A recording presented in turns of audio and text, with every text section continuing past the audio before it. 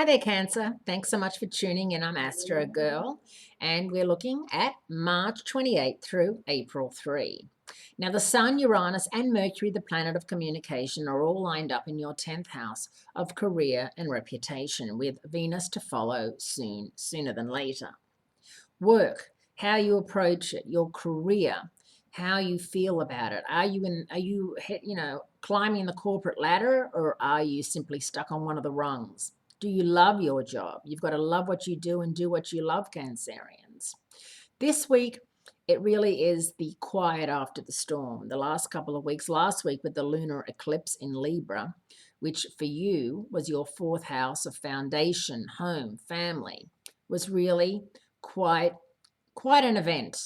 And many of you probably felt as if you need a change, whether you want to move homes, or you want to throw out your flatmate or roommate, or you want to, rebuild or renovate, or once again move.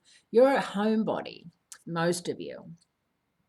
And the thought of moving can often be overwhelming and not something that you really want to do. However, change is good, especially if you've lived somewhere for a very long time. I have clients that have lived in the same house. They were born in the house and their parents lived in the house before. So the house, the house has been in the family for like 100 years with grandparents. And I'm constantly amazed by that you could live somewhere for 40 years and not ever have an instinct to move and live in a different area or a different country.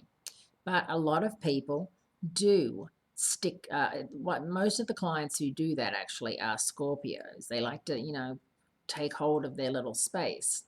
And Cancers, you too. You're a crab, so you have your claws out and you have everything that you own here. You can be quite possessive, and that can mean sticking it out in a place where maybe you're not as happy as you thought you were or are, especially if you've lived there with somebody and that's broken up, or you're married there, or your children have left the nest. It could be time for you after that lunar eclipse to really think about moving, making a move, and making a good move for you, a move that sends you into another place with new faces and different weather and different living conditions for you to experience something fabulous.